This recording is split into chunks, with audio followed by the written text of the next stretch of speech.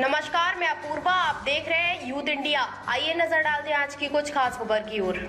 विधानसभा चुनाव में नहीं तो भविष्य में नहीं होगा गठबंधन। अखिलेश की दो टूक। प्रदेश और केंद्र के चुनाव में एक जैसे नियम हो, नहीं तो साथ चलना मुश्किल। मध्य प्रदेश, राजस्थान समेत 5 राज्यों में होने वाले चुनाव से पहले इंडिया गठबंधन की फुट सामने आने लगी है। मंगलवार को कानपुर पहुंचे अखिलेश यादव ने कहा, अगर राज्य और केंद्र के इंडिया गठबंधन में अलगाव हुआ तो आगे की राह मुश्किल होगी। यही समय है जब तय करना होगा कि उत्तर प्रदेश में समाजवादी पार्टी के साथ गठबंधन केवल लोकसभा चुनाव के लिए होगा या इस राष्ट्रीय गठबंधन का हिस्सा विधानसभा चुनाव भी होंगे। अगर अभी विधानसभा चुनाव में गठबंधन नहीं होगा तो भविष्य में भी प्रदेश स्तर का गठबंधन नहीं होगा। दरअसल अखिलेश यादव का यह बयान मध्य प्रदेश और राजस्थान के चुनाव से पहले कई सवाल खड़े कर रहा है। कांग्रेस ने राजस्थान, छत्तीसगढ़ और मध्य प्रदेश में उम्मीदवारों में सपा को कोई खास तवज्जो नहीं दी है।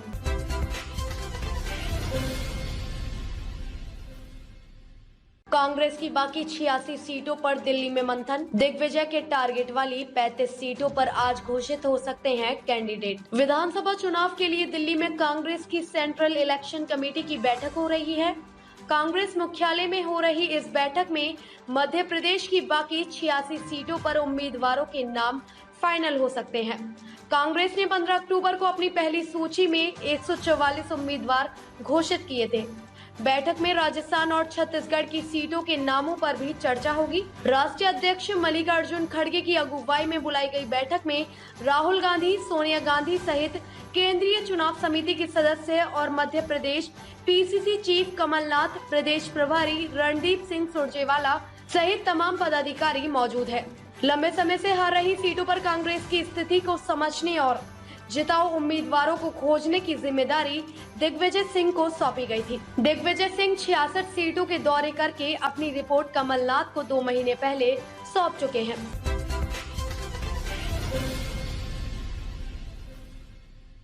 राहुल का अडानी पर 32,000 का घोटाले का आरोप। बोले, विदेश से खरीदा कोयला भारत आकर महंगा हो गया।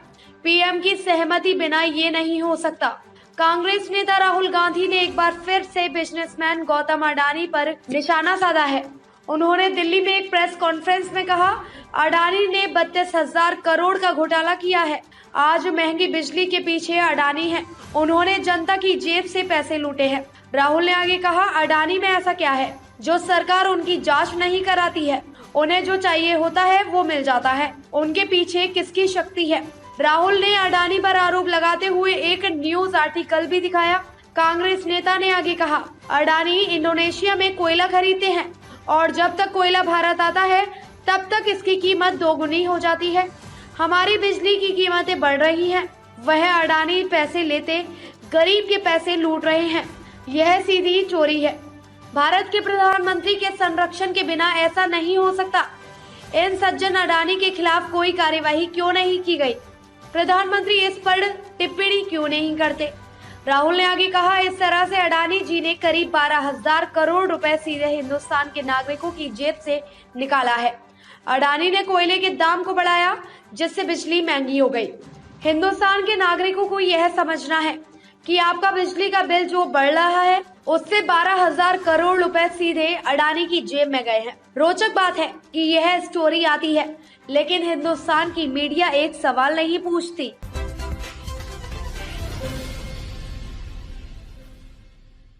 पटना पहुंची राष्ट्रपति द्रौपदी मुर्मू। बिहार सरकार ने चौथे कृषि रोड मैप का दिया प्रेजेंटेशन। नीतीश बोले 2025 तक हर खेत में पहुंचाएंगे पानी। दरअसल बिहार में चौथे कृषि रोड मैप 2023 की शुरुआत हो गई है। पटना के बापू सभागार में राष्ट्रपति द्रौपदी मुर्मू ने इसका शुभारंभ किया। इस मौके पर बिहार के राज्यपाल राजेंद्र अर्लेकर, मुख्यमंत्री नीतीश कुमार, डिप्टी सीएम के अलावा 12 विभागों के मंत्री और अधिकारी मौजूद रहे। साथ ही बड़ी संख्या में किसान, कृषि वैज्ञानिक भी कार्यक्रम में शामिल हुए। तो वहीं राष्ट्रपति के सामने कृषि रोड मैप पर प्रेजेंटेशन दिया गया।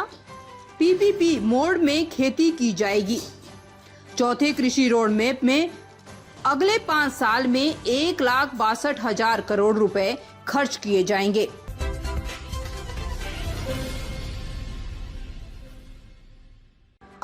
खान पत्नी और बेटे को 7-7 साल की सजा।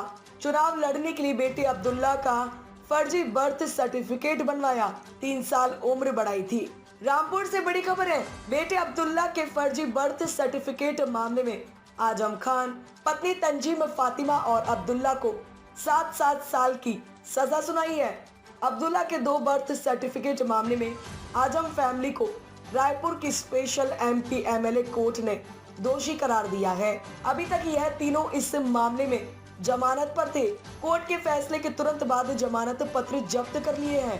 तीनों को कोर्ट में ही हिरासत में ले लिया गया है। कोर्ट की सुरक्षा बढ़ा दी गई है। प्रिजन वैन को गेट पर लगाया गया है। किसी को भी आजम से मुलाकात नहीं करने दी जा रही है।